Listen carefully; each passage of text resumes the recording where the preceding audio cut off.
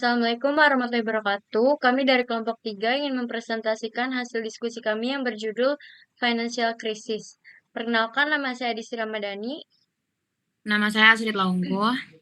Nama saya Risma Restuilahi. Nama saya Geda Nela Hiyaningrum.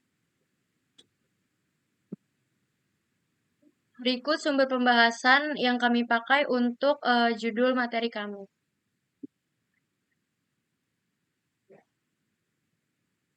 Yang pertama ada definisi. Definisi financial crisis itu literatur keuangan akademis menyebut analisis tentang bagaimana masalah informasi asimetris dapat menghasilkan masalah seleksi merugikan dan bahaya moral sebagai teori keagenan. Teori keagenan memberikan dasar bagi definisi kita tentang krisis keuangan. Masalah informasi asimetris bertindak sebagai penghalang bagi pasar keuangan untuk menyalurkan dana secara efisien dari penabung ke rumah tangga dan perusahaan dengan peluang investasi produktif dan sering digambarkan oleh para ekonom sebagai gesekan keuangan. Ketika gesekan keuangan meningkat, akan lebih sulit lagi bagi pemberi pinjaman untuk memastikan kelayakan kredit peminjam. Lalu mereka perlu mengenakan suku bunga yang lebih tinggi untuk melindungi diri mereka dan kemungkinan bahwa peminjam mungkin tidak membayar kembali pinjaman, yang menyebabkan spread kredit yang lebih tinggi, yaitu perbedaan antara suku bunga pinjaman kepada bisnis dan suku bunga aset yang sepenuhnya aman, yang pasti akan dibayar kembali.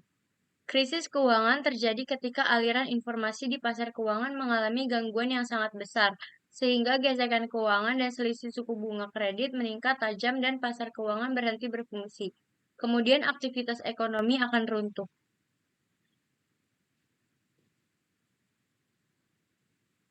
Lalu maknanya krisis keuangan adalah gangguan besar di pasar keuangan yang ditandai dengan penurunan tajam harga aset dan kegagalan perusahaan. Dimulai pada Agustus 2007, gagal bayar di pasar hipotek untuk peminjam subprime atau peminjam dengan catatan kredit yang lemah. Mengguncang pasar keuangan, menyebabkan krisis keuangan US terburuk sejak depresi besar. Alan Greenspan, mantan ketua Fed, menggambarkan krisis keuangan 2007 sampai 2009 sebagai tsunami kredit sekali dalam seabad. Perusahaan-perusahaan Wall Street dan bank komersial. Selanjutnya, faktor penyebab krisis keuangan. Pertama, kemerosotan neraca keuangan, penurunan nilai aset, menurunkan net worth perusahaan dan bank. Kolateral melemah, moral hazard meningkat, pemberian pinjaman menarik diri dari pasar kredit. Kedua, penurunan harga aset, gelembung harga aset, saham atau properti ketika pecah menyebabkan penurunan tajam nilai kolateral, memperburuk neraca lembaga keuangan secara masif. Ketiga, meningkatkan ketidakpastian, gagal bayar institusi besar, skandal keuangan atau resesi memicu ketidakpastian. Pemberi pinjaman tidak mampu menilai risiko, pasar kredit beku atau credit freeze. Keempat, adverse selection dan moral hazard, asimetri informasi memburuk, hanya peminjam beresiko tinggi yang mencari kredit, sementara yang sudah mendapat pinjaman mengambil resiko berlebihan. Next. Di sini ada tahap 1, inisial krisis keuangan.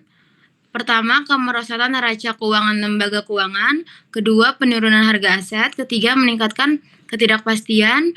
Keempat, masalah seleksi merugikan dan resiko moral memburuk dan kontrak pinjaman. Tahap kedua, krisis perbankan. Pertama, aktivitas ekonomi menurun. Kedua, krisis perbankan. Ketiga, masalah seleksi merugikan dan resiko moral memburuk dan kontrak pinjaman. Keempat, aktivitas ekonomi menurun. Tahap ketiga, deflasi utang. Pertama, penurunan tingkat harga tak terduga. Kedua, beban utang real meningkat. Ketiga, net worth debitur turun drastis. Keempat, spiral krisis berlanjut, ekonomi runtuh.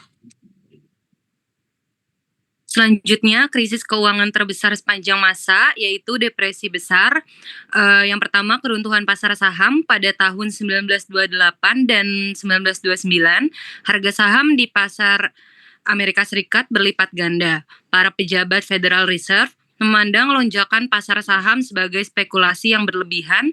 Untuk mengendalikannya, mereka menerapkan pengetatan kebijakan moneter dengan menaikkan suku bunga untuk membatasi kenaikan harga saham. Namun, The Fed mendapatkan lebih dari yang mereka harapkan ketika pasar saham jatuh pada Oktober 1929, anjlok sebesar 40% pada akhir tahun 1929.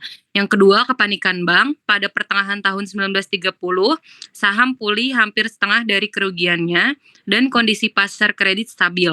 Namun, apa yang seharusnya menjadi resesi normal berubah menjadi sesuatu yang jauh lebih buruk ketika kekeringan parah di Midwest menyebabkan penurunan tajam dalam produksi pertanian, sehingga para petani tidak dapat membayar kembali pinjaman bank mereka. Selanjutnya, menurut pendapat kelompok kami, setelah mempelajari kedua perspektif, kelompok kami memandang bahwa krisis keuangan pada dasarnya merupakan kegagalan sistemik yang bersumber dari dua level. Yang pertama, level informasi, dan yang kedua, level institusional. Asimetris informasi sebagai akar masalah. Pendapat Miskin bahwa asimetris informasi adalah fondasi dari setiap krisis tanpa menyelesaikan masalah transparansi informasi di pasar keuangan. Intervensi ke regulasi apapun hanya bersifat sementara. Inovasi keuangan harus diimbangi regulasi. Saunders dan Cornett menunjukkan bahwa securitization dan inovasi instrumen keuangan tidak salah pada dasarnya. Tetapi tanpa pengawasan memadai, inovasi tersebut menjadi sumber instabilitas sistemik yang mematikan. Selanjutnya yaitu kesimpulan. Financial crisis terjadi ketika asimetri informasi menyebabkan gesekan keuangan melonjak tajam, sehingga pasar keuangan tidak mampu mengalokasikan dana secara efisien, mengakibatkan kredit crunch dan kontraksi ekonomi. Menurut Miskin, krisis berlangsung dalam 3 tahap, yaitu inisiasi oleh deteriorasi neraca dan ketidakpastian. Yang kedua itu bank panik dan kredit crunch, dan tiganya itu deflation yang memperburuk spiral krisis. Saunders dan Cornett menekankan bahwa excessive risk-taking, securitization yang tidak transparan, liquidity risk, dan shadow banking adalah faktor utama krisis modern, khususnya 2007 sampai 2009. Respon kebijakan yang tepat mencakup leader of last resort, deposit insurance, regulasi prudensial Basel III, dan transparansi informasi untuk memutuskan rantai krisis di berbagai tahapnya. Presentasi kurang lebihnya mohon maaf. Assalamualaikum warahmatullahi wabarakatuh.